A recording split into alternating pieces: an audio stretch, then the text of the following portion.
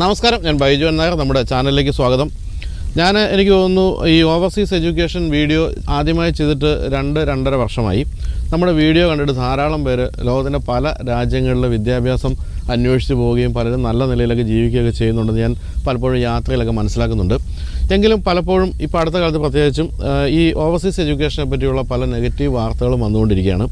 എന്നെ സംബന്ധിച്ച് പറയുകയാണെങ്കിൽ ഞാനിതെല്ലാം നേരിട്ട് പോയി കണ്ടതിന് ശേഷം മാത്രമാണ് വീഡിയോകളൊക്കെ ചെയ്തത്. അതായത് അമേരിക്കയിലായാലും UK-യിലായാലും ജോർജിയ, അതുപോലെ കാനഡ തുടങ്ങിയ രാജ്യങ്ങളിലെല്ലാം ഞാൻ നേരിട്ട് പോയി കോളേജുകൾ കാണുകയും പലപ്പോഴും എൻ്റെ കൂടെ ഇവരൊക്കെ ഉണ്ടായിരുന്നു. അങ്ങനെ കൃത്യമായി നേരിട്ട് കണ്ട് വിദ്യാർത്ഥികളുടെ അവസ്ഥയൊക്കെ മനസ്സിലാക്കി ഓരോ കോളേജുകളിലും സൗകര്യങ്ങളൊക്കെ നേരിട്ട് മനസ്സിലാക്കിയാണ് ഞാൻ വീഡിയോകൾ ചെയ്തത്.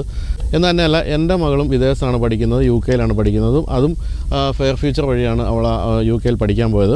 അങ്ങനെ എപ്പോഴും UK പോവുകയും അവിടെ കുട്ടികളുമൊക്കെ ആയിട്ട് മിങ്കിൾ ചെയ്യുകയൊക്കെ ചെയ്ത് എനിക്ക് കൃത്യമായിട്ടും ഈ ഒരു അവസ്ഥ എന്താണ് ഇപ്പോഴത്തെ കുട്ടികളുടെ അവസ്ഥ എന്ന് മനസ്സിലാക്കാൻ സാധിക്കുന്നുണ്ട്. പക്ഷേ പലപ്പോഴും പല മീഡിയയിലും ആകെ കുഴപ്പമാണ്. വിദേശ രാജ്യങ്ങളിൽ പോകുന്ന കുട്ടികൾ അവർ പട്ടിണിയാണ്, അവർക്ക് ജോലി കിട്ടുന്നില്ല, നമ്മളിപ്പോൾ ഇവിടുന്ന് കയറ്റി വിടുമ്പോൾ പറയുന്ന വാഗ്ദാനങ്ങളൊന്നും തന്നെ അവിടെ ചിലപ്പോൾ പാലിക്കപ്പെടുന്നില്ല, അങ്ങനെയൊക്കെ പറഞ്ഞുകൊണ്ടുള്ള വീഡിയോകളൊക്കെ അടുത്ത കാലത്ത് കാര്യമായ രീതിയിൽ പ്രത്യക്ഷപ്പെട്ടു തുടങ്ങിയപ്പോൾ ഞാൻ വിചാരിച്ചു അതിനെപ്പറ്റി കൂടുതൽ ഒന്നുകൂടി ഒന്ന് സംസാരിക്കേണ്ടതുണ്ടെന്ന്. അതുകൊണ്ട് തന്നെ എൻ്റെ കൂടെ ഉള്ളതിപ്പോൾ ഫെയർ ഫ്യൂച്ചർ ഓവർസീസ് എഡ്യൂക്കേഷൻ കൺസൾട്ടൻസിയുടെ തലപ്പത്തുള്ള 3 പേരാണ്. നിങ്ങൾ ധാരാളം തവണ ഇവരെയൊക്കെ വീഡിയോകൾ കണ്ടിട്ടുണ്ടാവും. 20 വർഷമായിട്ട് ഈ ഒരു മേഖലയിലെ ഏറ്റവും സ്തുത്യർഹമായ രീതിയിൽ പ്രവർത്തിച്ചുകൊണ്ടിരിക്കുന്ന സ്ഥാപനമാണ് ഫെയർ ഫ്യൂച്ചർ. അപ്പോൾ കാനഡ ആയാലും UK ആയാലും അങ്ങനെയുള്ള എല്ലാ രാജ്യങ്ങളിലേക്കും US-ലേക്കൊക്കെ ആയാലും ഫെയർ ഫ്യൂച്ചർ ആയിരക്കണക്കിന് 10,000-കണക്കിന് കുട്ടികളെയാണ് അയച്ചിട്ടുള്ളത്. ഒരിക്കലും അനാവശ്യമായ വാഗ്ദാനങ്ങളൊന്നും കൊടുത്ത് കുട്ടികളെ കയറ്റി വിടുന്നൊരു സ്ഥാപനമല്ല ഫെയർ ഫ്യൂച്ചർ എന്ന് എനിക്കറിയാം. അതുകൊണ്ട് തന്നെ ഇപ്പോൾ എന്താണ് അവിടെയൊക്കെ സംഭവിച്ചുകൊണ്ടിരിക്കുന്നത് എന്നുള്ളത് കൃത്യമായിട്ട് പറഞ്ഞു തരാൻ പറ്റുന്ന ഒരു സ്ഥാപനം കൂടിയാണ് ഫെയർ ഫ്യൂച്ചർ. അപ്പോൾ ഇപ്പോൾ നിലനിൽക്കുന്ന ആശങ്കകളുടെ അടിസ്ഥാനം എന്താണ്, അങ്ങനെ ആശങ്കകൾക്ക് അടിസ്ഥാനമുണ്ടോ തുടങ്ങി പല കാര്യങ്ങൾ ചോദിച്ച് മനസ്സിലാക്കാനുണ്ട്. അപ്പം രാജ്, വിഘ്നേഷ്, ലിഡിയ 3 പേരും എൻ്റെ കൂടെയുണ്ട്. എനിക്ക് തോന്നുന്നു വിഘ്നേഷ് എന്ന് തുടങ്ങാൻ തോന്നുന്നു. ഇപ്പോൾ അടുത്ത കാലത്താണ് നെഗറ്റിവിറ്റി ഭയങ്കരമായിട്ട് ഇത്തരം ഈ കാര്യങ്ങൾ വന്നു തുടങ്ങിയിരിക്കുന്നത്. ഇപ്പം നമ്മളെ സംബന്ധിച്ച് നോക്കുകയാണെങ്കിൽ നമ്മൾ കാനഡയിൽ നമ്മളൊക്കെ തന്നെയാണ് ഒരുമിച്ച് പോയി അവിടുത്തെ സ്ഥാപനങ്ങളെല്ലാം കാണുകയും കുട്ടികളോടൊക്കെ സംസാരിക്കുകയും ചെയ്തത്. അപ്പോൾ ഒരിക്കലും വലിയൊരു ആശങ്കയുണ്ട് എന്ന് എനിക്ക് അവിടെ തോന്നിയില്ല. UK-യുടെ കാര്യം നോക്കുകയാണെങ്കിൽ എനിക്ക് തോന്നുന്നു 1-2 മാസം കൂടുമ്പോൾ മോളവിടെ ഉള്ളതുകൊണ്ട് പോകാറുണ്ട്. മോളുടെ കൂടെ പഠിക്കുന്ന കുട്ടികളൊക്കെ ആയിട്ട് ഞാൻ എപ്പോഴും സംസാരിക്കുന്നു, മിങ്കിൾ ചെയ്യുന്നു. അവിടെയും എനിക്ക് വലിയ ആശങ്കയൊന്നും ഉള്ളതായിട്ട് തോന്നുന്നില്ല. എങ്കിൽ പോലും കുഴപ്പം തീരുമാനിച്ചവർ കുഴപ്പം, അല്ലെങ്കിൽ കൃത്യമായ രീതിയിൽ ഫോളോ അപ്പ് ചെയ്തില്ലെങ്കിൽ ജോലി കിട്ടാതിരിക്കാൻ തുടങ്ങിയ കാര്യങ്ങൾ ഇന്ത്യയിലെ പോലെ തന്നെ അവിടെ ഉണ്ടെന്ന് എനിക്ക് തോന്നിയിട്ടുള്ളൂ. പക്ഷേ ഇപ്പോൾ പെട്ടെന്ന് വന്നിരിക്കുന്ന നെഗറ്റിവിറ്റിക്ക് ഒരു കാരണം എന്തായിരിക്കും, അല്ലെങ്കിൽ അങ്ങനെ ഒരു നെഗറ്റിവിറ്റി ഇപ്പോൾ അവിടെയൊക്കെ നിലനിൽക്കുന്നുണ്ടോ? ഇപ്പോൾ ഈ ഒരു കാര്യം നെഗറ്റിവിറ്റി ഒരുപാട് പേര് ഇതിനെക്കുറിച്ച് ഒരുപാട് അഭിപ്രായങ്ങൾ പറയുന്നുണ്ട്. അപ്പോൾ അതിലേക്ക് വരുന്നതിന് മുന്നേ നമ്മുടെ ഒരു എക്സ്പെർട്ടീസ് എന്താണ്, ആളുകൾ കേൾക്കുന്നതുകൊണ്ട് അവർ നമ്മൾ പറയുന്നത് കേൾക്കണോ തീരുമാനിക്കേണ്ട അവരാണ്. അപ്പോൾ നമ്മുടെ ഒരു എക്സ്പെർട്ടീസ് എന്താണെന്നുള്ളത് പറഞ്ഞിട്ട് കാര്യത്തിലേക്ക് വരാം. ഏകദേശം ഒരു 30 വർഷമായിട്ട് ഈ ഒരു ഈക്കോ സിസ്റ്റത്തിലാണ് ഞങ്ങൾ വർക്ക് ചെയ്യുന്നത്. ഇപ്പോൾ എൻ്റെ ഫാദർ ഒരു ലേറ്റ് 90s കാനഡയിൽ പഠിക്കാൻ പോകുന്നത്. അന്നൊരു ഇൻ്റർനാഷണൽ സ്റ്റുഡൻറ്റ് മകനായ ഞാൻ അന്ന് പുള്ളി നമ്മുടെ റിലേറ്റീവ്സിനാണേലും ഫ്രണ്ട്സിനാണേലും ഇതേപോലെ വെളിയിൽ പഠിക്കാൻ പോകുന്നതിൻ്റെ ഗൈഡൻസ് കൊടുത്തു തുടങ്ങുകയും അത് പിന്നീട് ഒരു പ്രൊഫഷനായി മാറുകയും ചെയ്തു. അങ്ങനെ കേരളം എന്ന് പറയുന്ന സ്ഥലത്ത് കനേഡിയൻ ഗവൺമെൻറ് യൂണിവേഴ്സിറ്റി എന്നീ കോളേജിന് നമ്മൾ ഇൻട്രൊഡ്യൂസ് ചെയ്യുന്ന 2005 അപ്പോൾ അങ്ങനെ ഇൻട്രൊഡ്യൂസ് ചെയ്ത് നമ്മൾക്കൊരു സോഷ്യൽ റെസ്പോൺസിബിലിറ്റി ഉണ്ട്. ഇന്ന് നമ്മൾ കേൾക്കുന്ന നെഗറ്റിവിറ്റിക്ക് ഒരു വ്യക്തമായ ഒരു ക്ലാരിറ്റി കൊടുക്കുക എന്നുള്ളത്. അപ്പോൾ നമ്മുടെ ഒരു എക്സ്പെർട്ടീസ് വരുന്നത് വർഷത്തിൽ 6 മാസവും നമ്മൾ വിദേശ രാജ്യങ്ങളെല്ലാം തന്നെ ട്രാവൽ ചെയ്ത് ഇൻ്റർനാഷണൽ എഡ്യൂക്കേഷൻ കോൺഫറൻസസ് അറ്റൻഡ് ചെയ്ത് നാഫ്സ, AIRC, ISEF ഇതുപോലെയുള്ള കോൺഫറൻസസ് അറ്റൻഡ് ചെയ്ത് ഓരോ യൂണിവേഴ്സിറ്റി ഡെലിഗേറ്റ്സിനെ മീറ്റ് ചെയ്ത് ഓരോ പ്രോഗ്രാമിനെ കുറിച്ച് മനസ്സിലാക്കി അത് നമ്മൾ ഇവിടെ ഇൻട്രൊഡ്യൂസ് ചെയ്യണോ വേണ്ടോ എന്ന് തീരുമാനിച്ചതിന് ശേഷം മാത്രമാണ് ഒരു സ്റ്റുഡൻറ്റിന് നമ്മൾ കാര്യങ്ങൾ പറഞ്ഞു കൊടുക്കുന്നത്. ഫോർ എക്സാമ്പിൾ, ഇപ്പോൾ നിങ്ങൾ കാനഡ ചിന്തിക്കുകയാണ്, ഒരുപാട് പേര് പറഞ്ഞു ഇപ്പോൾ അവിടെ പ്രോഗ്രാംസിന് ഒരു കോഴ്സിനും നമുക്ക് ജോബ് ഓപ്പർച്യൂണിറ്റി ഇല്ല എന്നുള്ളത്. എങ്ങനെയാണ് നമ്മൾ അതിലേക്ക് എത്തേണ്ടതെന്ന് പറഞ്ഞാൽ ഒരു പ്രോഗ്രാം പഠിക്കുമ്പോൾ ആ പ്രോഗ്രാമിന് എന്ത് ജോബ് ഓപ്പർച്യൂണിറ്റി ഉണ്ട് എന്ന് വ്യക്തമായി മനസ്സിലാക്കി അതിന് എന്ത് സാലറി നമുക്ക് കിട്ടാം 3 വർഷത്തിന് ശേഷം, ഇത്രയും കാര്യങ്ങൾ മനസ്സിലാക്കി വേണം നമ്മൾ ഏതൊരു പ്രോഗ്രാമിലേക്കും എത്താൻ. കാരണം നമ്മുടെ എല്ലാവരുടെയും ജീവിതത്തിൽ ഒരു തവണ അണ്ടർ ഗ്രാജുവേറ്റ് നമ്മൾ ചെയ്യത്തുള്ളൂ. വളരെ വലിയൊരു ഇൻവെസ്റ്റ്മെൻ്റ് ആണ്, നമ്മുടെ ലൈഫിനെ ഏതൊരു തരത്തിലേക്ക് കൊണ്ടുപോകാം എന്ന് വരുന്ന ഒരു വലിയൊരു ഡിസിഷനാണ്. അപ്പോൾ ഫോർ എക്സാമ്പിൾ ഞാൻ ഒരു 4-5 പ്രോഗ്രാംസ് പറയാം. റിന്യൂവബിൾ എനർജി, കാനഡയിൽ പല പ്രോവിൻസുകളിലും ക്ലീൻ എനർജി ടാർഗറ്റ്സ് ഉണ്ട്. അപ്പോൾ renewable energy technician, technology, masters programme ഇതുപോലെയുള്ള പ്രോഗ്രാംസിനൊക്കെ പല പ്രോവിൻസസിനും ഒരുപാട് അട്രാക്റ്റിംഗ് ബെനിഫിറ്റ്സ് ഉണ്ട്. വേറൊരു പ്രോഗ്രാം പറയുകയാണെങ്കിൽ സൈബർ സെക്യൂരിറ്റി അല്ലെങ്കിൽ ആർട്ടിഫിഷ്യൽ ഇൻ്റലിജൻസ്, ഇതൊക്കെ തന്നെ സ്റ്റുഡൻസിന് അറിയാവുന്ന പ്രോഗ്രാംസാണ്. ഹെൽത്തിലേക്ക് വരുവാണെങ്കിൽ നഴ്സിംഗ് എല്ലാവർക്കും അറിയാം. അത് കൂടാതെ വരുന്ന പ്രോഗ്രാംസാണ് ബയോമെഡിക്കൽ എഞ്ചിനീയറിംഗ്, ജെറൻറ്റോളജി ഇതുപോലത്തെ പ്രോഗ്രാം. സിവിൽ കഴിഞ്ഞാൽ ഗ്രീൻ ബിൽഡിംഗ് ടെക്നോളജി. കാരണം സസ്റ്റൈനബിൾ ഇനീഷ്യേറ്റീവ് ടാർഗറ്റ്സ് ഉള്ള ഇതേപോലെ പല പ്രോവിൻസുകളുണ്ട്. പിന്നെ നമ്മൾ നീഷായിട്ട് കുറച്ച് പ്രോഗ്രാംസ് പറയുകയാണെങ്കിൽ നമ്മുടെ commercial B keeping, turf management, ഇതുപോലെയൊക്കെ സ്കിൽഡ് റിലേറ്റഡ് പ്രോഗ്രാംസ് പല യൂണിവേഴ്സിറ്റീസിനും ഉണ്ട്. അതിൻ്റെ ഒരു അഡ്വാൻറ്റേജ് എന്ന് പറയുന്നത് ആ നീഷായിട്ടുള്ള സെക്ടറിലേക്ക് കയറാൻ പറ്റുന്നുള്ളതാണ്. അല്ലാണ്ട് നമ്മളൊരു 5-6 വർഷം മുന്നേ ഇൻ ഡിമാൻഡ് ഉണ്ടായിരുന്ന ഇന്റർനാഷണൽ ബിസിനസ്സോ സപ്ലൈ ചെയിനോ മാത്രം എടുക്കണം എന്ന് ഒരിക്കലും ആരും പറയുന്നില്ല. ഞാനിപ്പോൾ അത് ആലോചിച്ചാണ്, നമ്മൾ ഇതിനു മുമ്പ് ചെയ്ത വീഡിയോകളിലൊക്കെ നമ്മൾ പറഞ്ഞ കോഴ്സുകളല്ല ഇപ്പം വിഘ്നേഷ് പറയുന്നത്. അതായത് ടോട്ടലി ആ ഒരു ഏരിയ മാറി പുതിയ ഏരിയകളിലേക്കാണ് ഇപ്പോൾ ജോലി സാധ്യതയുള്ളത് അല്ലേ? കാരണം ഓരോ 5 വർഷം കൂടുന്തോറും ഈ പ്രോഗ്രാംസും അതിന്റെ ഡിമാൻഡ് മാറുന്നു. ഇപ്പം നമ്മൾ ഈ പറയുന്ന പ്രോഗ്രാംസ് ആയിരിക്കില്ല നമ്മളിനി 2028 പറയുന്നത്, 2035 അതായിരിക്കില്ല. പലരും പറയുന്നു ഇന്നൊരു നല്ല സാധ്യത അല്ല വെളിയിൽ പഠിക്കാൻ പോകാൻ. ഞങ്ങളിത് 10 വർഷം മുന്നേയും കേട്ടിട്ടുണ്ട്, 15 വർഷം മുന്നേയും കേട്ടിട്ടുണ്ട്, 2035 ഞങ്ങളിത് കേൾക്കും. അപ്പോൾ ഒരിക്കലും ഒരു പെർഫെക്റ്റ് ടൈം ഇല്ല വെളിയിൽ പഠിക്കാനായിട്ട്. എന്നും ബുദ്ധിമുട്ടുകളുണ്ട്. ഫോർ എക്സാമ്പിൾ പാർട്ട് ടൈം ഇപ്പോൾ കിട്ടാൻ ബുദ്ധിമുട്ടാണ് എന്ന് പറയുന്നു. എൻ്റെ അച്ഛനൊക്കെ പഠിക്കാൻ പോകുന്ന കാലത്ത് പാർട്ട് ടൈം ചെയ്യാൻ അലൗഡ് അല്ല ക്യാമ്പസിൻ്റെ വെളിയിൽ. ഇന്നും US പാർട്ട് ടൈം ചെയ്യാൻ അലൗഡ് അല്ല ക്യാമ്പസിൻ്റെ വെളിയിൽ. അതേപോലെ ആൾക്കാർ പറയുന്നു ഇമിഗ്രേഷൻ ഡിഫിക്കൽട്ടാണ്, PR കിട്ടാൻ ഡിഫിക്കൽട്ടായി.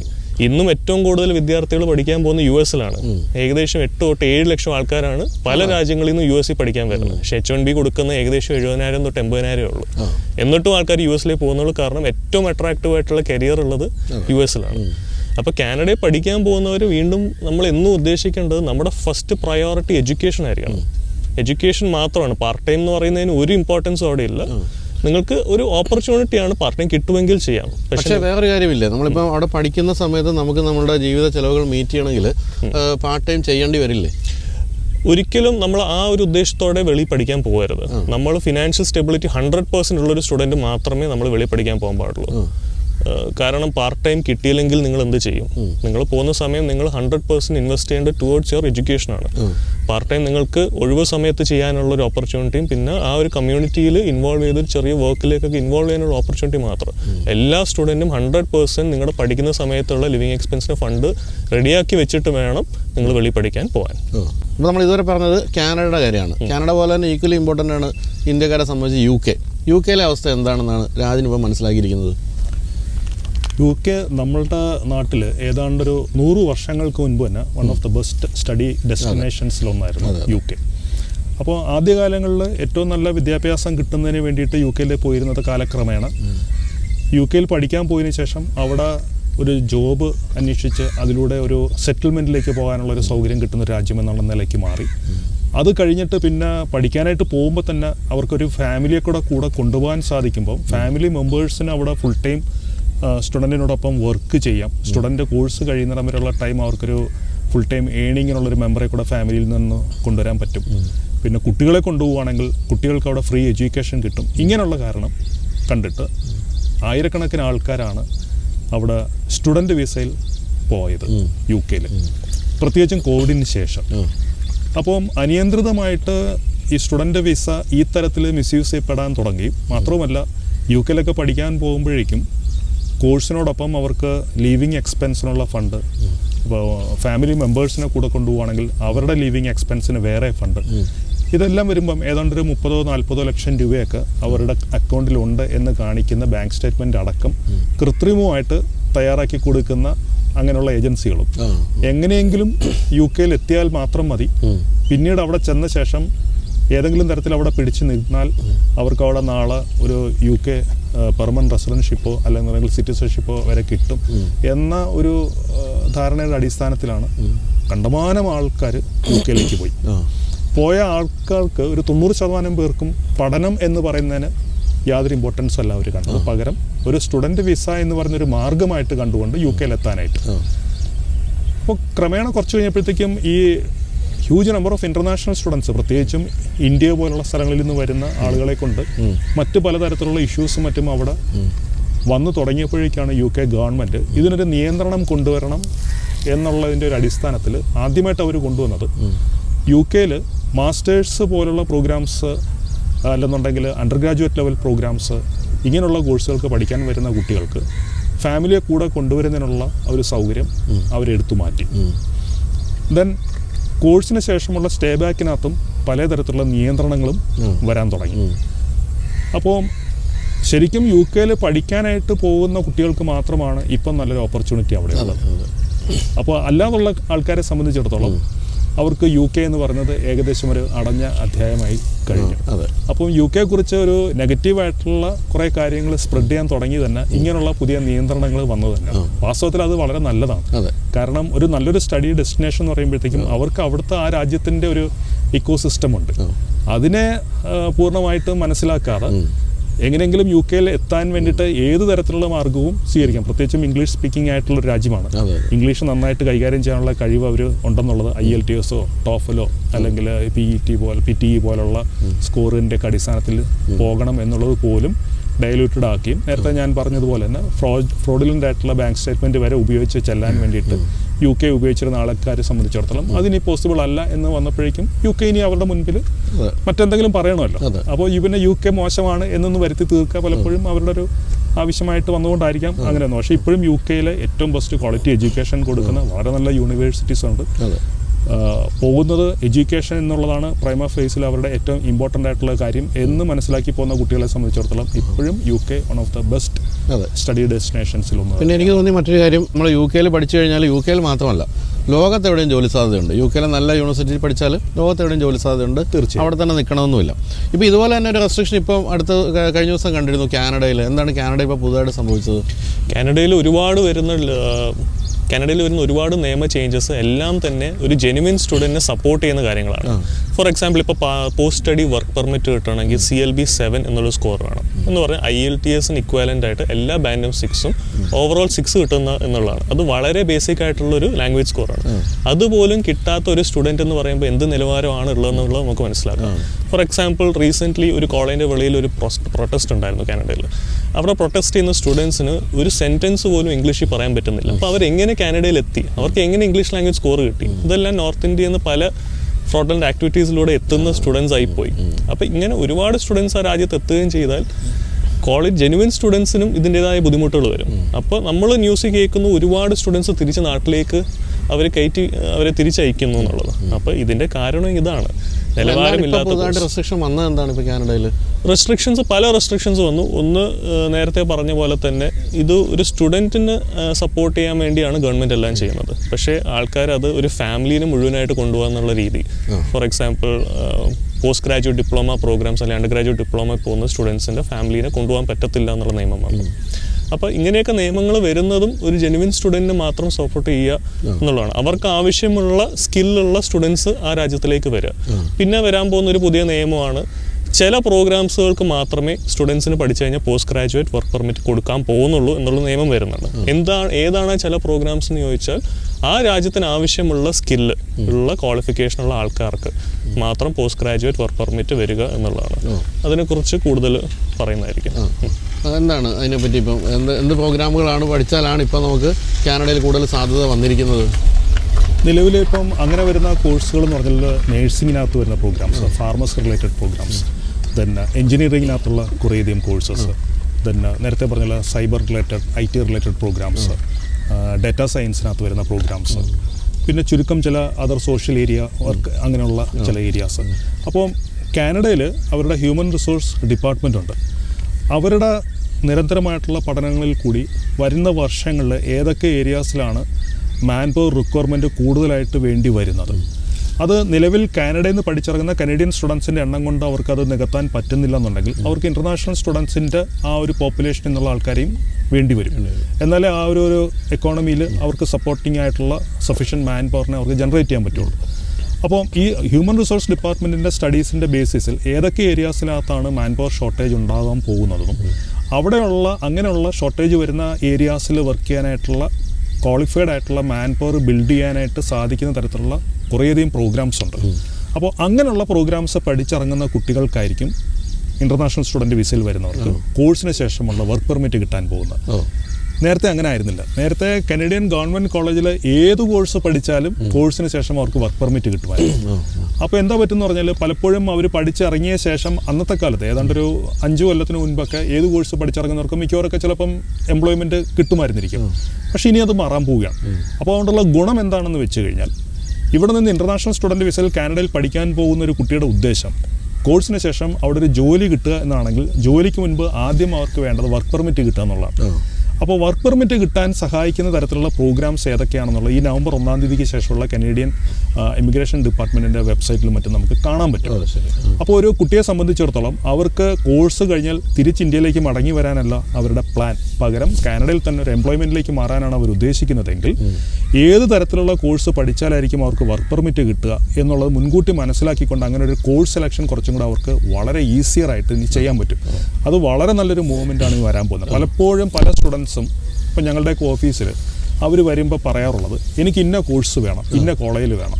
അപ്പോൾ ഞങ്ങൾ നോക്കുമ്പോഴത്തേക്കും അവരുടെ നിലവിൽ ഇന്ത്യയിൽ നിന്ന് അവർ ചെയ്തിരിക്കുന്ന പ്രീവിയസ് എഡ്യൂക്കേഷനും അവരിപ്പം കാനഡയിൽ ചെല്ലുമ്പോൾ ചെയ്യാൻ ഉദ്ദേശിക്കുന്ന കോഴ്സും തമ്മിൽ പലപ്പോഴും ഒരു ബന്ധമുണ്ടാവാത്ത പ്രോഗ്രാംസാണ് അവർ ഈ പറയുന്നത്.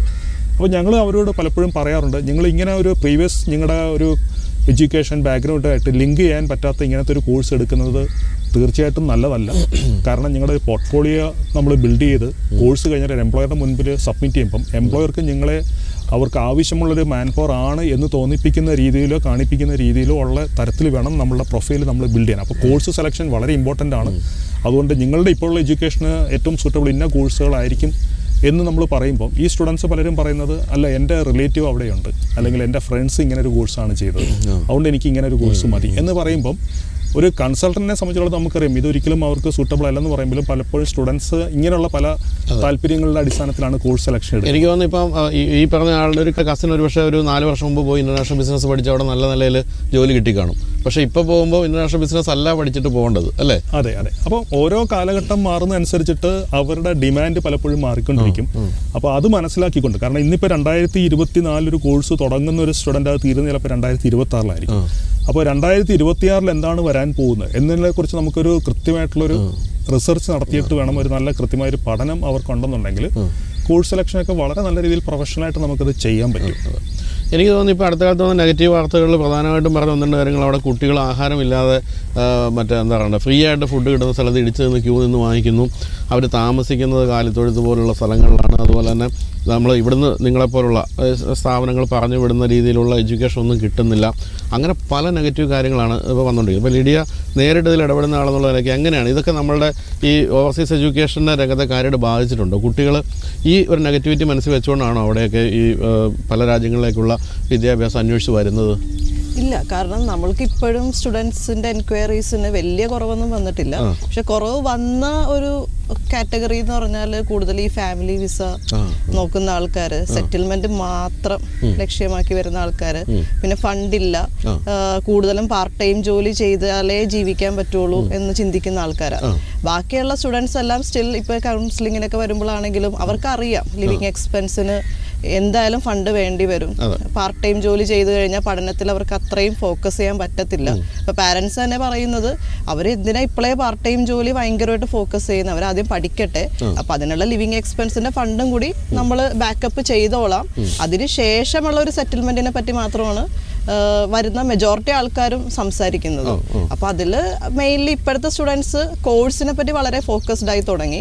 അവർ കൂടുതലും സാധ്യതയുള്ള കോഴ്സുകൾ ഏതൊക്കെയാണെന്ന് മനസ്സിലാക്കി നമ്മളോടും ഡിസ്കസ് ചെയ്ത് അങ്ങനെയുള്ള കോഴ്സുകൾ മാത്രം സെലക്ട് ചെയ്ത് പോകുന്ന പിള്ളേർ. ഇപ്പൊ സാറ് UK കാര്യം ചോദിച്ച പോലെ UK ചോദിച്ചു വരുന്ന മെജോറിറ്റി ആൾക്കാരും ടോപ്പ് യൂണിവേഴ്സിറ്റീസാണ് ചോദിച്ചു വരുന്നത്. റസൽ ഗ്രൂപ്പും അല്ലെങ്കിൽ ഗ്രെനച്ച് അല്ലെങ്കിൽ ആംഗ്ലിയ റസ്കിൻ അതുപോലത്തെ ഇത്തിരി നിലവാരം കൂടിയ യൂണിവേഴ്സിറ്റീസ് ഒക്കെ ചോദിച്ചു വരുന്ന കുട്ടികളാണ്.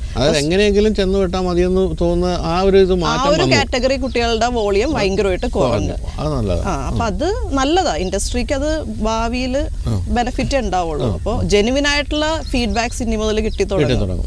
ഇപ്പോൾ എന്നെ സംബന്ധിച്ച് പറയുകയാണെങ്കിൽ ഇപ്പം ഞാൻ വളരെ കൃത്യമായൊരു ഫീഡ്ബാക്ക് പറയാം. ഇപ്പം ആരെയും പറ്റിച്ച് ഇവിടുന്ന് ഈ രാജ്യത്ത് നിന്ന് കയറ്റി വിട്ട് അവിടെ പോയി വിദ്യാഭ്യാസം കൊടുക്കണമെന്നൊന്നും ഞാൻ ആഗ്രഹിക്കുന്നില്ല തീർച്ചയായിട്ടും. ഇപ്പം എൻ്റെ മോളുടെ കാര്യം പറയുകയാണെങ്കിൽ അവൾ കുറച്ച് കരിയർ ഓറിയൻറ്റഡ് ആയിട്ടുള്ള ആളാണ്. അങ്ങനെയുള്ളവർക്കാണ് ശരിക്കും പറഞ്ഞാൽ വിദേശ വിദ്യാഭ്യാസം ഏറ്റവും പറ്റുന്നത്. അപ്പോൾ അവൾ അവിടെ ചെന്നു ലീഡ്സ് യൂണിവേഴ്സിറ്റിയിൽ ഇൻ്റർനാഷണൽ ബിസിനസ്സിൽ മാസ്റ്റേഴ്സ് ചെയ്തു. അതോടൊപ്പം തന്നെ അവൾ പാർട്ട് ടൈം ചെയ്യുന്നുണ്ടായിരുന്നു. അതിപ്പോൾ ഈ പറയുന്ന പോലെ അതും മറ്റൊരു തമാശയായിട്ട് എനിക്ക് തോന്നുന്നില്ല. അതായത് നമ്മുടെ കുട്ടികൾ അവിടെ ചെന്ന് പാത്രം കഴുകുന്നു, അടിച്ചു വാരുന്നു എന്നൊക്കെ പറയുന്നത് ഡിഗ്നിറ്റി ഓഫ് ലേബർ എന്ന് പറയുന്നത് മനസ്സിലാക്കാത്തതുകൊണ്ടാണ് പറയുന്നത്. നമ്മുടെ നാട്ടിൽ എപ്പോഴും വൈറ്റ് കോളർ ജോലിയാണ് എല്ലാവരും, ഒരു ജോലി ആണെങ്കിൽ വൈറ്റ് കോളർ ആയിരിക്കണം എന്ന് കരുതുമ്പോൾ അവിടെ അങ്ങനെയൊന്നുമില്ല. എൻ്റെ മോൾ അവിടെ ചെന്ന് പാത്രം കഴുകിയൊക്കെ തന്നെയാണ് തുടങ്ങിയത്. ഇപ്പോൾ പ്രൈമാർക്ക് എന്ന് പറയുന്ന ഒരു ഷോപ്പിൽ തുണി മടക്കി വയ്ക്കുന്ന ജോലിയാണ്. ഒരു പക്ഷേ ഇവിടെയാണെങ്കിൽ എല്ലാവരും അയ്യോ ഇത് എന്ത് ജോലിയാണ്, ഇതാണോ ഇവിടെ ചെയ്യുന്നതെന്ന് ചോദിച്ചാണ്. പക്ഷേ അവിടെ അങ്ങനെയൊന്നുമില്ല. അങ്ങനെ അവളത് കൃത്യമായും ഈ ഒരു പാർട്ട് ടൈം ജോലി ചെയ്യുന്നു. അതിനുശേഷം ഇപ്പോൾ കോഴ്സ് കഴിഞ്ഞ് 3 മാസമായപ്പോൾ അവൾ നിരന്തരം ഇൻ്റർവ്യൂകളൊക്കെ അറ്റൻഡ് ചെയ്തുകൊണ്ടിരുന്നു. ഇപ്പോൾ അവൾക്ക് ഗവൺമെൻറ് ജോലി കിട്ടിയിരിക്കുകയാണ്. 2 ദിവസമായുള്ളൂ. കൃത്യമായും അവൾ ആ കരിയറെ നോക്കി തന്നെയാണ് അവളുടെ എല്ലാ കാര്യങ്ങളും മുന്നോട്ട് കൊണ്ടുപോയത്. അതുകൊണ്ട് തന്നെ അവൾക്ക് അവിടെ ജോലി കിട്ടി. ഇനി അവളുടെ കൂടെ പോയ ഒരു കുട്ടി, അവളിപ്പം ഡെലോയിറ്റിൽ അവൾക്ക് ഇത് ജോലിയായിട്ടുണ്ട്. പിന്നെ മറ്റൊരു രസകരമായ കാര്യം, റിസ്വാൻ എന്ന് പറഞ്ഞ അവളുടെ മറ്റൊരു ഫ്രണ്ട് ഈ SH തേവരെ പഠിച്ചാണ്. റിസ്വാൻ അവിടെ ചെന്നിട്ട്, ചിലരുണ്ടല്ലോ ബിസിനസ് ചെയ്യുന്നതായിരിക്കും അവർക്ക് ഇഷ്ടം. റിസ്വാൻ അവിടെ ചെന്നിട്ട് ഒരു ക്ലൗഡ് കിച്ചൺ തുടങ്ങി. റിസ്വാൻ അവൻ്റെ കൂടെയുള്ള 2-3 പേരും കൂടി, തെയ്യം എന്നാണ് അതിൻ്റെ പേര്, ലീഡ്സിൽ തന്നെയാണ്. അതായത് റെസ്റ്റോറൻ്റ് ഇല്ല, ക്ലൗഡ് കിച്ചണാണ്. നിങ്ങൾക്ക് ഓൺലൈൻ ഓർഡർ ചെയ്താൽ ഫുഡ് കൊണ്ടേ കൊടുക്കും. വളരെ നല്ല രീതിയിൽ ചെയ്യുന്നുണ്ട്. അതായത് ഇപ്പോൾ ഈ ഓണക്കാലത്ത് സദ്യയൊന്നും കൊടുക്കാൻ പറ്റാത്ത രീതിയിൽ ഓർഡർ വന്നു. അതൊക്കെ കുട്ടികൾ സ്വയം തിരഞ്ഞെടുത്ത വഴികളാണ്. ഇവരാരും നശിച്ചു പോയിട്ടില്ല. ഞാനവിടെ എപ്പോഴും ചെന്ന് UK ഇവരൊക്കെ ആയിട്ട് മിങ്കിൾ ചെയ്ത് ഇവരോടൊപ്പം യാത്ര ചെയ്ത്, ഇപ്പോൾ കഴിഞ്ഞ മാസം ഞാൻ പോയപ്പോഴും മാഞ്ചസ്റ്ററിലും ബർമിംഗ്ഹാമിലും ഒക്കെ ഇവരുടെ ഫ്രണ്ട്സിൻ്റെയൊക്കെ അടുത്ത് പോയി. എല്ലാവരും ജോലിയൊക്കെ ചെയ്ത് സന്തോഷമായിട്ട് ജീവിക്കുന്നു. ആരും പട്ടിണി കിടക്കുന്നതായിട്ടോ അല്ലെങ്കിൽ ഈ പറഞ്ഞ പോലെ തൊഴുത്തിൽ താമസിക്കുന്നതായിട്ട് എനിക്ക് തോന്നിയില്ല. പക്ഷേ ഒരു കാര്യം വളരെ ഇമ്പോർട്ടൻ്റ് ആണ്. നമ്മൾ എങ്ങനെയെങ്കിലും ഇവിടുന്ന് കയറിപ്പോകാനുള്ള പൈസ ഒക്കെ അക്കൗണ്ടിൽ കാണിച്ചിട്ട് കയറിപ്പോയി അവിടെ ചെന്ന് കഷ്ടപ്പെടുന്ന ധാരാളം പേരുണ്ടാകാം. തീർച്ചയായിട്ടും നല്ല സാമ്പത്തികമായിട്ട് ഒരു ബാക്കപ്പ് വിദേശത്ത് പഠിക്കാൻ വിടുമ്പോൾ തീർച്ചയായിട്ടും വേണം. അല്ലെങ്കിൽ എന്തെങ്കിലും ഇത്തരത്തിലുള്ള സെറ്റ് ബാക്ക് വന്നു കഴിഞ്ഞാൽ കുട്ടികളവിടെ കഷ്ടപ്പെടും എന്നുള്ളൊരു സംശയമില്ല. അപ്പോൾ എങ്ങനെയെങ്കിലും കയറിപ്പോക്കോ, ബാക്കി നീ തന്നെ നോക്കുക എന്ന് പറഞ്ഞ് വിടുന്ന രീതിക്കൊക്കെ ഇനി മാറ്റം വരേണ്ട ആവശ്യമുണ്ട്. വിഘ്നേഷ് എന്താ പറയാൻ തുടങ്ങിയായിരുന്നു? നേരത്തെ പറഞ്ഞായിരുന്നല്ലോ ഇങ്ങനെ കുട്ടികൾ ഫുഡിനുള്ള ഫണ്ടിന് വേണ്ടി കഷ്ടപ്പെടുന്നു എന്നുള്ളത്. ശരിക്കും പറഞ്ഞാൽ ഇവിടുന്ന് പോകുന്ന എല്ലാ സ്റ്റുഡൻസും അവർ പഠിക്കുന്ന കാലഘട്ടത്തിൽ മുഴുവനായിട്ടുള്ള ഫണ്ട് ഉണ്ടെന്ന് പ്രൂവ് ചെയ്ത് കാണിച്ചിട്ടേ കയറി പോകാൻ പറ്റുള്ളൂ. അപ്പോൾ ആ ഫണ്ട് എന്ത് ചെയ്യുന്നുള്ളൊരു ക്വസ്റ്റ്യൻ ഉണ്ട്. അതാണ് നേരത്തെ പറഞ്ഞ ഫ്രോഡുലൻ്റ് ആയിട്ട് ഫണ്ട് കാണിച്ച് പോകുന്നവർക്കാണ് ഈ ബുദ്ധിമുട്ടുകൾ വരുന്നത്. പിന്നെ നമ്മൾ റീസെൻ്റ്ലി ഒരു വീഡിയോയിൽ കണ്ട ഒരു സ്റ്റുഡൻറ്റ് പറയുന്നത്, അവിടെ എത്തിക്കഴിഞ്ഞാൽ കൈ നിറയെ പണം, ഒരുപാട് ജോലി, സ്ഥലങ്ങൾ മുഴുവൻ കാണാം. ഒരിക്കലും അങ്ങനെ പോകരുത്. എസ്പെഷ്യലി ഒരു കൺസൾട്ടൻറ്റ് നിങ്ങളോട് അങ്ങനെ പറഞ്ഞാൽ നിങ്ങളത് വിശ്വസിക്കാനും പാടില്ല. നമ്മളാരും തന്നെ വളരെ ചെറിയ കുട്ടികളല്ലേ, ഇതെല്ലാം മനസ്സിലാക്കി തന്നെ പോകണം. അതെ, തീർച്ചയായിട്ടും. അപ്പോൾ ഇപ്പം ഫെയർ ഫ്യൂച്ചറിൻ്റെ കാര്യത്തിൽ എനിക്ക് മനസ്സിലായിരിക്കുന്നത്, ഫെയർ ഫ്യൂച്ചർ ഞാനിപ്പോൾ കൂടെ പോയൊക്കെ തന്നെ മനസ്സിലാക്കിയാണ്. ഒരിക്കലും ഈ പറഞ്ഞ വളരെ ഈ പാർല കോളേജ് പോലുള്ള സ്ഥലങ്ങളിലേക്കൊന്നും ആളെ കയറ്റി വിടുന്നത്. എല്ലാം ഗവൺമെൻറ് കോളേജുകളും ഗവൺമെൻറ് യൂണിവേഴ്സിറ്റികളും മാത്രമാണല്ലോ വിടുന്നത്. അപ്പോൾ ഇപ്പോഴത്തെ ഈ ഒഴുക്ക് എന്ന് പറയുന്നത്, ഈ ഒഴുക്കിൽ ഈ പ്രൈവറ്റ് കോളേജസിന് എന്തെങ്കിലും ബാധിച്ചിട്ടുണ്ടോ? അവിടെ പഠിക്കുന്നവർക്ക് ഒരു തരത്തിലുള്ള ഒരു ഭാവിയും ഇല്ലാത്തൊരവസ്ഥയാണ് ഇപ്പോൾ ഉള്ളത്. നേരത്തെ മുതൽ തന്നെ കാനഡയിലും ഒക്കെ ധാരാളം പ്രൈവറ്റ് കോളേജസ്, എസ്പെഷ്യലി കോവിഡിന് ശേഷം ഒരുപാട് കുട്ടികളെ അവരുടെ ഇങ്ങനെയുള്ള പ്രൈവറ്റ് കോളേജസ് സെറ്റപ്പിലേക്ക് അവർ ഇവിടെ നിന്നുള്ള ഏജൻസി മുഖാന്തരം റിക്രൂട്ട് ചെയ്ത് കൊണ്ടുപോയിട്ടുണ്ടായിരുന്നു. ഇപ്പോൾ കാനഡയിൽ റീസെൻ്റായിട്ട് 4 പ്രൈവറ്റ് കോളേജസാണ് അവർ പെട്ടെന്ന് ക്ലോസ് ഡൗൺ ചെയ്തത്. അപ്പോൾ ഈ പ്രൈവറ്റ് കോളേജസിൽ പഠിക്കാൻ പോകുന്നതിനുള്ള അന്വേഷണമായിട്ട് പല സ്റ്റുഡൻസും ഞങ്ങൾക്ക് നേരത്തെ തൊട്ട് വരാറുണ്ടായിരുന്നു. അപ്പോഴൊക്കെ ഞങ്ങൾ അവരോട് പറയാറുണ്ടായിരുന്നു, നിങ്ങൾ കാനഡയിൽ പഠിക്കാൻ പോകുമ്പോൾ കുറഞ്ഞ ഫീസിൽ ഒരു പ്രൈവറ്റ് കോളേജ് പഠിക്കാനായിട്ട് കിട്ടുന്നൊരു സാഹചര്യം, അതിനെ ഒരു കാനഡയിൽ വരാനുള്ള എളുപ്പ വഴിയായിട്ട് ഞങ്ങൾ കാണരുത്. അത് തുടക്കത്തിൽ അങ്ങനെ കുറച്ച് സൗകര്യങ്ങളുണ്ടെങ്കിലും പിന്നീട് അതിനെക്കുറിച്ച് ഞങ്ങൾക്ക് റിഗ്രറ്റ് ചെയ്യേണ്ടി വരും എന്ന് ഞങ്ങൾ ഒരു വാർണിംഗ് വരെ ഞങ്ങൾ കൊടുക്കാറുണ്ടായിരുന്നു. പക്ഷേ നമ്മുടെ നാട്ടിൽ ഇപ്പം കേരളത്തിൽ ഏകദേശം 4500ഓളം വിദേശ വിദ്യാഭ്യാസ കൺസൾട്ടൻസികളുണ്ടെന്നുള്ളതാണ് പോലീസിൻ്റെയും ഇമിഗ്രേഷൻ ഡിപ്പാർട്ട്മെൻറ്റിൻ്റെയൊക്കെ കണക്കുകൾ പറയുന്നത്. ഇത് മിക്കവാറും ഒക്കെ തന്നെ അതിലൊരു 99% ആൾക്കാരും ഈ കൺസൾട്ടൻസികൾ നടത്തുന്നവർ ചിലപ്പോൾ കേരളത്തിന് പുറത്തോട്ട് പോലും സഞ്ചരിച്ച് എന്താണ് എന്നുള്ളതിനെക്കുറിച്ച് യാതൊരു ധാരണയില്ലാതെ ഈ മഷ്റൂം ടൈപ്പ് കമ്പനികളെന്ന് പറയുന്ന പോലെ പൊട്ടിമുളച്ച് വന്നിട്ടുള്ള ആൾക്കാരാണ്. അവരെ സംബന്ധിച്ചിടത്തോളം ഇത് വളരെ ലുക്രേറ്റീവ് ആയിട്ടുള്ള ഒരു ബിസിനസ്സായിട്ട് കണ്ടുവരുന്നവരാണ്. പക്ഷേ ഞങ്ങളെ സംബന്ധിച്ചിടത്തോളം ഞങ്ങളെ ഇതിനെ കാണുന്ന വളരെ നോബിളായിട്ടുള്ള ഒരു സർവീസാണ്. കാരണം ഒരാളിൻ്റെ ഒരു ഫ്യൂച്ചറിനെ നമുക്ക് ബിൽഡ് ചെയ്ത് കൊടുക്കാനായിട്ട് നല്ല രീതിയിൽ ഒരു ഗൈഡൻസ് കൊടുക്കാൻ കിട്ടുന്ന ഒരു പ്ലാറ്റ്ഫോമാണിത്. അപ്പോൾ കാനഡയിൽ ഞാൻ നേരത്തെ പറഞ്ഞ പോലെ ഈ പ്രൈവറ്റ് കോളേജസിലേക്ക് വളരെ ലിബറലായിട്ടുള്ള അഡ്മിഷൻ കണ്ടീഷൻസ് ലൈക്ക് IELTS വേണ്ട, മാർക്ക് കുറവാണെങ്കിലും കുഴപ്പമില്ല, ഫീസ് കുറവ്, ഇങ്ങനെയുള്ളതിനെ കൂടുതൽ അട്രാക്റ്റീവായിട്ട് കണ്ടിട്ട് ധാരാളം ആൾക്കാർ അവിടെ പഠിക്കാൻ പോവുകയൊക്കെ ചെയ്തപ്പോഴേക്കും അതിനകത്ത് ക്വാളിറ്റി എഡ്യൂക്കേഷൻ ഇല്ലാത്ത ഒരു ഡെസ്റ്റിനേഷനാണ് കാനഡ എന്ന് കാലക്രമേണ അങ്ങനെ ഒരു പേരുദോഷം കാനഡയ്ക്ക് വരാൻ പോകുന്നതായിട്ട് കനേഡിയൻ ഗവൺമെൻറ്റും എഡ്യൂക്കേഷൻ ഡിപ്പാർട്ട്മെൻറ്റ് അവിടെയുള്ളൊരു മനസ്സിലാക്കിയതിൻ്റെ ഭാഗമായിട്ടായിരിക്കും, എനിക്കറിയില്ല. അവർ കനേഡിയൻ പ്രൈവറ്റ് കോളേജസിൽ പഠിക്കാനായിട്ട് വരുന്ന കുട്ടികൾക്ക് ഇനി കോഴ്സിന് ശേഷം വർക്ക് പെർമിറ്റ് കിട്ടാനുള്ള സാധ്യത ഇല്ല എന്നുള്ളൊരു മൂവിലേക്ക് ഓൾമോസ്റ്റ് വന്നു കഴിഞ്ഞിട്ടുണ്ട്. അതുപോലെ തന്നെ ഇപ്പം കാനഡയിലെ ഗവൺമെൻറ് കോളേജസ് എന്ന് പറഞ്ഞാൽ വൈചേട്ടൻ അന്ന് ഞങ്ങളോടൊപ്പം വന്നപ്പോൾ കാനഡയിൽ പല ഗവൺമെൻറ് കോളേജസിൽ നമ്മൾ നേരിട്ട് പോയതും അതിനകത്ത് അവിടുത്തെ കുട്ടികൾക്കും ഇൻ്റർനാഷണൽ സ്റ്റുഡൻസ് ആയിട്ട് വരുന്നവർക്കും ഒരു വേർതിരിവും ഇല്ലാതെ ഈക്വലായിട്ട് അവർക്കെല്ലാവർക്കും പഠിക്കാനുള്ള ഫെസിലിറ്റീസിന് വേണ്ടി ബില്യൺസ് ഓഫ് ഡോളേഴ്സ് ഇൻവെസ്റ്റ് ചെയ്തിട്ടുണ്ടാക്കുന്ന ഇൻഫ്രാസ്ട്രക്ചറൊക്കെ നമ്മൾ നേരിട്ട് കണ്ടിട്ടുള്ളതാണ്. ഇതൊന്നും മനസ്സിലാക്കാതെ ഏതെങ്കിലും ഒരു കോളേജിൻ്റെ, ഒരു കനേഡിയൻ കമ്മ്യൂണിറ്റി കോളേജിൻ്റെയോ ഒരു ഗവൺമെൻറ് കോളേജിൻ്റെയോ പുറത്ത് നിന്നിട്ട് ഈ കോളേജ് ഇങ്ങനെയാണ്, ഇതൊരു പാരലൽ കോളേജിൻ്റെ സൗകര്യമേ ഉള്ളൂ എന്ന് പറയുന്ന ആൾക്കാരെ സംബന്ധിച്ചിടത്തോളം അങ്ങനെയുള്ള ആളുകൾക്ക് ഉത്തരം പറയുക എന്നുള്ളത് ഒരു പക്ഷേ ആവശ്യമുള്ളൊരു കാര്യം പോലും അല്ല. പക്ഷേ എങ്കിൽ പോലും അങ്ങനെയുള്ളത് കേട്ട് വിശ്വസിക്കുമ്പോൾ നമ്മുടെ പഴയ വീഡിയോകളിലേക്കൊക്കെ പോയാൽ കൃത്യമായി കണ്ടു തന്നെ മനസ്സിലാക്കാം എന്തൊക്കെ ഫെസിലിറ്റിയാണ് അതിൻ്റെ അകത്തുള്ളത്. നമ്മൾ അകത്തൂടെ നടന്നും അവിടുത്തെ അഡ്മിൻ ആൾക്കാരോട് സംസാരിച്ചും നേഴ്സിംഗ് കോളേജിൽ ഉൾപ്പെടെയുള്ള അകത്തൂടെ നടന്നൊക്കെയാണ് നമ്മൾ കാര്യങ്ങൾ പറഞ്ഞു കൊടുത്തത്. നഴ്സിംഗ് കോളേജിൻ്റെ കേസ് പറയുമ്പോഴത്തേക്കും ഒരു സിമുലേറ്ററിൻ്റെ തന്നെ കോസ്റ്റ് എന്ന് പറഞ്ഞാൽ ഇന്ത്യൻ കറൻസി നോക്കുകയാണെങ്കിൽ ഏകദേശം 4 കോടി രൂപയോളം വരുന്ന സിമുലേറ്ററാണ് ഒരു പേഷ്യൻറ്റിൻ്റെ ഒരു കംപ്ലീറ്റ് ബോഡി മെക്കാനിസം പഠിക്കാൻ വേണ്ടിയിട്ടുള്ള സിമുലേറ്റേഴ്സ് അവർ അവിടെ അറേഞ്ച് ചെയ്തത്. അങ്ങനെ 10ഉം 15ഉം ലാബ് ഫെസിലിറ്റീസ് ഒക്കെയാണ് അതിനുള്ളിൽ. അപ്പോൾ നമുക്ക് മനസ്സിലാക്കേണ്ടത് വെച്ചാൽ അത്രമാത്രം ഹ്യൂജ് ഇൻവെസ്റ്റ്മെൻറ്റ് നടത്തിയിട്ട് അവിടുത്തെ കുട്ടികളെ പഠിപ്പിക്കാൻ വേണ്ടി ഇന്ത്യൻ സ്റ്റുഡൻസിനെ അല്ലെങ്കിൽ ഇൻ്റർനാഷണൽ സ്റ്റുഡൻസ് എന്നുള്ളതല്ല, കനേഡിയൻ സ്റ്റുഡൻസിൻ്റെ ഏറ്റവും ബെസ്റ്റ് ഫെസിലിറ്റീസിൽ ആ കുട്ടികളെ പഠിപ്പിക്കാൻ വേണ്ടി അവരുണ്ടാക്കുന്ന സൗകര്യങ്ങളെന്ന് പറയുമ്പോൾ അത്രമാത്രം ഹൈ ക്വാളിറ്റി ഉള്ളതാണ്. അപ്പോൾ അവിടെയാണ് നമ്മളുടെ കുട്ടികൾക്കും പഠിക്കാനായിട്ട് ചെല്ലുമ്പം ഈ സൗകര്യങ്ങൾ കിട്ടുന്നത്. അപ്പോൾ അങ്ങനെയുള്ള സ്ഥലങ്ങളിൽ പഠിക്കാൻ പോകുമ്പോഴത്തേക്കും കിട്ടുന്ന ബെനിഫിറ്റ് ഒരിക്കലും ഒരു പ്രൈവറ്റ് കോളേജസുമായിട്ട് നമുക്കതിനെ കമ്പയർ ചെയ്യാൻ പോലും സാധിക്കത്തില്ല. അപ്പോൾ അങ്ങനെ വരുമ്പോൾ ഈ പ്രൈവറ്റ് കോളേജുകളിലൊക്കെ പഠിച്ച കുട്ടികൾ ഇപ്പം വഴിയാധാരമായോ അവിടെ? സ്റ്റുഡൻസ് ഈ പറഞ്ഞ പോലെ തന്നെ പ്രൈവറ്റ് കോളേജ് ഒരിക്കലും ചൂസ് ചെയ്യേണ്ട ആവശ്യമില്ല. ബിക്കോസ് ഈക്വലന്റ് ഫീസിൽ സ്റ്റുഡൻസിന് ഗവൺമെന്റ് യൂണിവേഴ്സിറ്റിയിലോ ഗവൺമെന്റ് കോളേജിലോ പഠിക്കാം. ആൾക്കാർക്ക് മനസ്സിലാക്കാനുള്ളൊരു ഗൈഡൻസിന് വേണ്ടിയിട്ട് യൂഷ്വലി കോളേജിൽ വരുന്ന സ്കിൽ റിലേറ്റഡ് ആയിട്ടുള്ള ഡിപ്ലോമ പ്രോഗ്രാംസും യൂണിവേഴ്സിറ്റീസിൽ വരുന്ന academic research oriented degrees and masters programme. സ്റ്റുഡൻറ്റിന്റെ ഡയറക്ഷൻ എന്താണെന്ന് സ്റ്റുഡൻറ്റ് അറിയാം. അവന് പെട്ടെന്ന് ഒരു ജോലിയിലേക്ക് കയറാനാണോ അല്ലെങ്കിൽ അവന് ഒരു അണ്ടർ ഗ്രാജുവേറ്റ് പ്രോഗ്രാം പഠിച്ച് പിന്നീട് മാസ്റ്റേഴ്സിലേക്ക് മൂവ് ചെയ്യാനാണോ. അപ്പോൾ അങ്ങനെ സ്റ്റുഡൻറ്റ് ഡിസൈഡ് ചെയ്യുന്നതിനനുസരിച്ച് നമുക്ക് അസിസ്റ്റൻസ് ചെയ്യാൻ പറ്റും. അപ്പോൾ യൂണിവേഴ്സിറ്റികൾ പറയുവാണെങ്കിൽ University of Alberta, University of Winnipeg, Great Britain University, Memorial University of Newfoundland, ഇതുപോലെ ഒരുപാട് യൂണിവേഴ്സിറ്റീസിൽ നല്ല നല്ല പ്രോഗ്രാംസ് ഉണ്ട്. അറ്റ്ലാന്റിക് ഏരിയാസ് നോക്കുമ്പോൾ oil and gas programmes, petroleum programmes, പിന്നെ മെറീൻ റിലേറ്റഡ് പ്രോഗ്രാംസ്. റീജിയൻ വൈസും ഓരോ യൂണിവേഴ്സിറ്റിക്ക് ഓരോ സ്പെഷ്യാലിറ്റി ഉണ്ടാവും പ്രോഗ്രാംസിൻ്റെ കാര്യത്തിൽ. വേറൊരു പ്രധാനപ്പെട്ട കാര്യം പറഞ്ഞ് നമ്മൾ കോഴ്സ് ചൂസ് ചെയ്യുമ്പോഴത്തേക്കും കോഴ്സിനകത്ത് കോപ്പ് ഉള്ള പ്രോഗ്രാംസ് സ്റ്റുഡൻസ് ചൂസ് ചെയ്യണം. കോപ്പ് എന്ന് പറഞ്ഞാൽ നമ്മൾ പഠിക്കുന്ന പ്രോഗ്രാം റിലേറ്റഡ് ആയിട്ടുള്ള ഇൻഡസ്ട്രിയിൽ യൂണിവേഴ്സിറ്റി കോളേജ് തന്നെ നമ്മൾ പ്ലേസ് ചെയ്യുകയാണ്. നമ്മുടെ ഒരു എക്സ്പീരിയൻസിൽ ഏറ്റവും കൂടുതൽ സ്റ്റുഡൻസ് പ്ലേസ്ഡ് ആവുന്ന ഒരു കോപ്പ് ഓപ്പർച്യൂണിറ്റിയിലൂടെ. കാരണം എംപ്ലോയർ നമ്മുടെ ഒരു വർക്കിംഗ് നമ്മുടെ കേപ്പബിലിറ്റി കാണുകയും നമ്മൾ ഇംപ്രസ് ചെയ്യാൻ പറ്റിയാൽ അവിടെ തന്നെ സ്റ്റുഡൻസ് കണ്ടിന്യൂസ്ലി വർക്ക് ചെയ്യുന്നു. അപ്പോൾ ഒരു കോളേജ് നമ്മളെ വിടുന്നൊരു ഇൻഡസ്ട്രി എന്ന് പറയുന്നത് അത്രയും റെലവെൻ്റ് ആയിട്ടുള്ളൊരു ഇൻഡസ്ട്രിയിലേക്ക് മാത്രമായിരിക്കും. നമ്മൾ ഏത് കോളേജിൽ പോയപ്പോഴായിരുന്നു അവിടെ തന്നെ പഠിച്ച കുട്ടികൾ അവിടെ തന്നെ ജോലി ചെയ്യുന്ന സെനക്കയിൽ നമ്മൾ കാണുകയുണ്ടായി. അവിടുത്തെ കൗൺസിലർ അടക്കമുള്ളവർ അവിടെ തന്നെ പഠിച്ച മലയാളി കുട്ടികളായിരുന്നു. അവർക്ക് അവിടെ തന്നെ പ്ലേസ്മെന്റ് കിട്ടി. എന്ന് വെച്ചാൽ സെനക്കയിൽ പോകുന്ന എല്ലാവരും വിജയിക്കണമെന്നില്ല. കാരണം സ്റ്റുഡൻറ്റിന്റെ ഫോക്കസ് ഇല്ലെന്നുണ്ടെങ്കിൽ ഇതൊന്നും നടക്കില്ല. സ്റ്റുഡന്റ് ഫോക്കസ് പാർട്ട് ടൈമും അതേപോലെ ബാക്കിയുള്ള കാര്യങ്ങളിലാണെന്നുണ്ടെങ്കിൽ വിജയിക്കത്തില്ല. ചുരുക്കം പറഞ്ഞാൽ പഠിക്കാൻ വേണ്ടി തന്നെ പോവുക, അവിടെ ചെന്ന് പഠിക്കാനുള്ള പൈസ പാർട്ട് ടൈം എന്നുള്ള കാര്യം കണക്കാക്കാതെ തന്നെ കുടുംബത്തിൽ പൈസ ഉണ്ടാക്കി വെച്ചിട്ട് തന്നെ പോവുക, അല്ല, ഇതാണ് പ്രധാനമായിട്ടും വേണ്ടി വരുന്നത്. അങ്ങനെയുള്ളപ്പോൾ ഇത്തരം നെഗറ്റിവിറ്റീസ് ഒന്നും നിങ്ങൾക്ക് ഉണ്ടാകില്ല. പിന്നെ ഒരു സ്ഥലത്തും നിങ്ങൾക്ക് സ്പൂൺ ഫീഡിങ് ഒന്നുമില്ല. അവിടെ ചെന്നാൽ മതി, രക്ഷപ്പെടുന്നൊന്നും വിചാരിക്കരുത്. അത് ഇന്ത്യയിലും അങ്ങനെ തന്നെയാണല്ലോ, അല്ലേ? ഇന്ത്യയിലാണെങ്കിലും നമ്മൾ ഇങ്ങോട്ട് ജോലി വരട്ടെ എന്നും പറഞ്ഞുകൊണ്ടിരുന്നതൊന്നും ഒരിക്കലും വരില്ല. അതുപോലെ കഷ്ടപ്പെട്ട് ഇൻ്റർവ്യൂസൊക്കെ അറ്റൻഡ് ചെയ്തൊക്കെ തന്നെ ജോലിയിലേക്ക് എത്തുകയുള്ളൂ. അതുപോലെ ഇടിയ ഇപ്പോൾ അടുത്ത കാലത്ത് ഇപ്പോൾ യൂറോപ്പിലേക്ക് ഒരു വലിയ തള്ളലുണ്ടായിട്ടുണ്ട്. ഞാനിപ്പോൾ അടുത്ത കാലത്ത് ജർമ്മനിയിലൊക്കെ പോയപ്പോൾ ഇഷ്ടംപോലെ മലയാളി കുട്ടികളൊക്കെ അവിടെ കണ്ടു. അതിപ്പോൾ ഒരു നല്ല സമയമാണോ? ഇതുപോലത്തെ പ്രശ്നങ്ങളൊക്കെ യൂറോപ്പിലുണ്ടോ? എന്താണ് ജർമ്മനിയിലേക്കൊക്കെ അപ്ലൈ ചെയ്യുന്ന ഒരു അവസ്ഥ എന്താണ് ഇപ്പോൾ? ജർമ്മനി ഇപ്പോൾ ഭയങ്കര ട്രെൻഡിങ് ആണ്. നേരത്തെ കാനഡ നിന്ന പോലെയാണ് ഇപ്പോൾ ജർമ്മനി ആൾക്കാർ ചോദിച്ചു വരുന്നത്. ജർമ്മനി നല്ലതാ, പക്ഷെ ജർമ്മനി അന്ന് നിന്നൊരു ഫിൽറ്ററിങ് ഉണ്ട് അവർക്ക്. കാരണം ജർമ്മനി പോകുന്ന കുട്ടികൾ എന്ന് പറഞ്ഞാൽ കൂടുതലും പബ്ലിക് യൂണിവേഴ്സിറ്റിയിൽ ഫ്രീ എഡ്യൂക്കേഷൻ 0 ഫീസിൽ പഠിക്കാൻ വരുന്ന പിള്ളേരാണ്.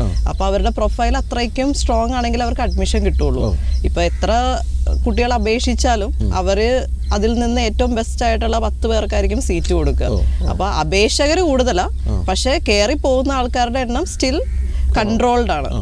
അങ്ങനെയാണ് ജർമ്മനി പോകുന്നത്. അപ്പോൾ അവിടുത്തെ എക്സ്പെൻസ് എങ്ങനെയാണ്? ഇപ്പോൾ ഈ ഫീസ് ഫ്രീ ആണെങ്കിൽ പോലും നമുക്ക് ഈ പറഞ്ഞ പോലെ വേറെ കയറി പോകാമോ? ടിക്കറ്റ് അങ്ങനെ പോകാൻ പറ്റില്ല.